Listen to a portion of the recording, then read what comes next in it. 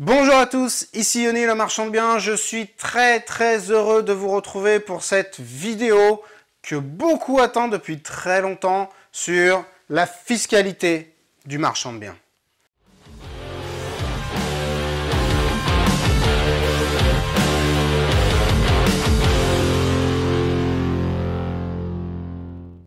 Alors, quand je vous dis que beaucoup me l'ont demandé, c'est-à-dire la moitié des personnes avec qui j'en discute et dans les commentaires sur les vidéos, tout le monde me dit « Parle de la fiscalité, explique-nous la fiscalité ». Donc ça m'a pris un petit moment pour la faire par manque de temps, mais ça y est, c'est parti. Alors, quand même, je vous précise à l'avance qu'il ne s'agit pas là d'une formation complète sur la fiscalité, mais juste d'une vidéo introductive pour vous donner des notions. Et comme c'est une vidéo très importante, que beaucoup attendent depuis très longtemps, j'ai mis une chemise, ce qui est plutôt rare. Vous le savez si vous suivez mes vidéos ou que vous me connaissez personnellement. Les chemises, c'est pas trop mon truc, et là j'en ai mis une, je me suis fait beau pour vous, pour faire cette vidéo beaucoup plus solennelle. Maintenant, trêve de plaisanterie, on va rentrer dans le sérieux. Comment se présente la fiscalité du marchand de biens? Alors, avant qu'on rentre dans les détails techniques de cette fiscalité, il faut comprendre une chose, il faut comprendre ce qu'est à la base l'activité du marchand de biens. L'activité du marchand de biens est une activité de commerce, c'est-à-dire que nous faisons commerce de biens immobiliers. Nous achetons des biens, nous les revendons et nous réalisons un bénéfice entre l'achat et la revente. C'est exactement la même chose qu'un commerçant qui va acheter des oranges au marché gare et qui va les revendre dans son magasin, ou qu'un petit gars qui achète des coques de téléphone en Chine et qui va les revendre également dans un magasin. L'imposition va être approximativement la même. Je vais vous parler un petit peu du type de société, vraiment en deux mots, qui sont appropriés à l'activité de marchand de biens. Donc ça, j'ai déjà fait une vidéo là-dessus, ça n'est pas la SCI. Entre auto-entrepreneurs, encore moins. Mais surtout, les deux types de sociétés qui sont adaptées à l'activité de marchand de biens, ce sont la SAS ou la SARL, qui dans leur forme unipersonnelle, c'est-à-dire si vous êtes seul, ce sera la SASU ou l'EURL. Ce sont les deux formes de sociétés qui sont adaptées à l'activité de marchand de biens. Donc votre fiscalité, comment elle va se présenter?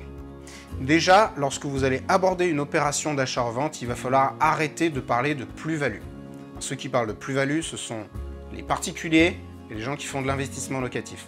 Mais nous autres, les marchands de biens, nous ne parlons pas de plus-value, nous parlons de marge. C'est la marge que nous réalisons sur une opération. Et la marge, elle est calculée tout simplement, c'est la différence entre l'ensemble de vos recettes et l'ensemble de vos dépenses. Et vous n'allez pas être imposé sur la base de la marge réalisée sur une opération, mais vous allez être imposé sur la base du bénéfice réalisé au cours de tout votre exercice fiscal. C'est-à-dire que si votre exercice fiscal il va du 1er janvier au 31 décembre, eh bien l'administration fiscale va regarder le bénéfice que vous aurez réalisé au cours de ces 12 mois et c'est sur ce bénéfice que vous allez être imposé. Alors donc il y a le bénéfice, c'est, je le rappelle, c'est l'ensemble des recettes moins les dépenses qui sont déductibles de votre exercice, de votre bénéfice, pardon. Dépenses déductibles. Donc qu'est-ce qu'il y a comme dépenses déductibles pour un marchand de biens? Bien entendu, il y a le prix des biens que vous allez acheter, il y a les frais de notaire, il y a les frais de banque, les frais d'assurance et tous les frais qui sont inhérents à votre activité commerciale. C'est-à-dire que vous allez avoir les frais de déplacement, les frais de restaurant, les frais de péage, les autoroutes, etc. Et également les salaires. Salaires que vous allez vous verser ou verser aux personnes qui font partie de votre société. Donc s'il y a des salaires, sachez que ça fait bien entendu partie des dépenses déductibles. Une fois que vous avez réalisé le calcul de votre bénéfice au cours de l'exercice fiscal, eh bien vous avez différentes tranches d'imposition, car l'impôt sur les sociétés est progressif. Je ne sais pas si je l'ai précisé, mais en tant que marchand de biens, vous allez être imposé à l'impôt sur les sociétés, donc à l'IS, ce qui est extrêmement simple en fait comme régime. Comment ça se présente? Eh bien, vous avez plusieurs tranches. Jusqu'à 38 120 € de bénéfice, vous allez être imposé à 15%. Donc c'est-à-dire que tout le bénéfice que vous réalisez en dessous de 38 120 € va être imposé à hauteur de 15%. Si vous réalisez un bénéfice qui est au-delà de 38 120 € et jusqu'à 500 000 €, vous allez être, donc si c'est supérieur à 38 120 €, eh bien vous allez être imposé à 28%. Ça, c'est une réforme de Macron parce qu'avant l'IS était à 33% et il est prévu qu'il baisse. Alors si vous regardez cette vidéo dans 2 ans, peut-être qu'elle sera plus d'actualité, je l'aurai peut-être réactualisée car il est prévu que l'impôt sur les sociétés baisse progressivement à 25% puis à 22%. Avec toutes les histoires des gilets jaunes, il faut trouver de l'argent quelque part. C'est souvent les sociétés sur lesquelles on va aller taper en premier. Donc il n'est pas impossible que cette réforme soit au moins retardée, sinon annulée. Mais en tout cas, à ce jour, l'impôt sur les sociétés, au-delà de 38 120 €, il est de 28%.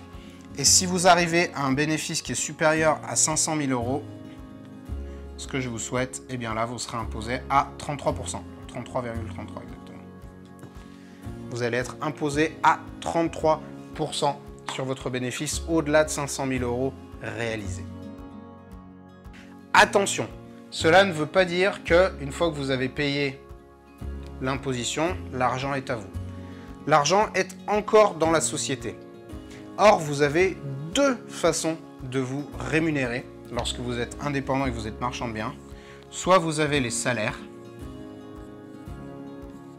Donc les salaires, je le rappelle, dépenses déductibles. Donc il faudra les déduire du bénéfice imposable. Ou alors vous avez les dividendes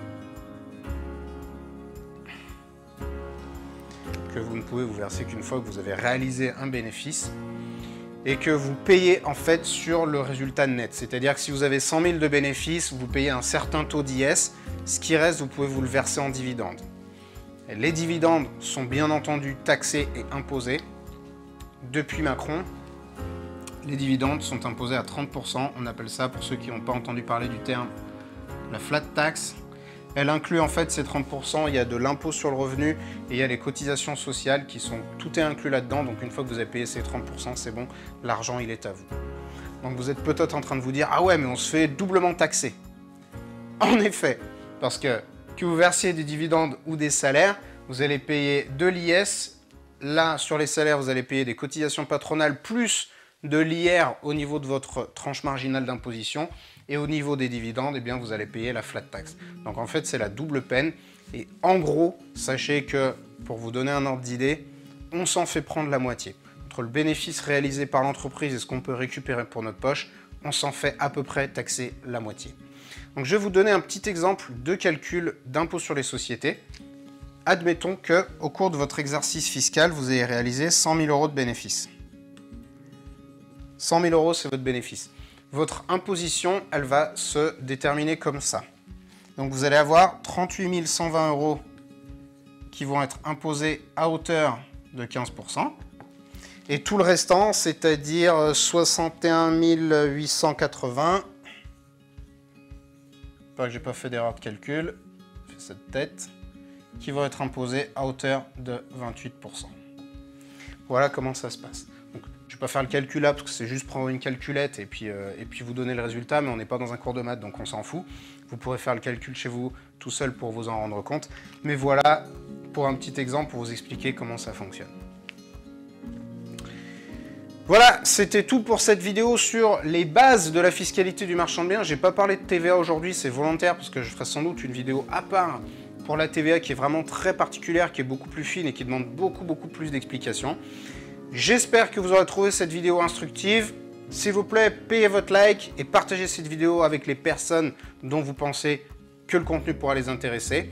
Si vous souhaitez aller plus loin, eh bien, je vous invite à cliquer sur le lien juste en dessous de la vidéo dans lequel vous aurez accès gratuitement au premier module de ma formation pour les personnes qui veulent se lancer dans le métier de marchand de biens. C'était Yoni le marchand de biens. Je vous souhaite une très bonne journée, une très bonne soirée. Je vous dis à la prochaine. Ciao.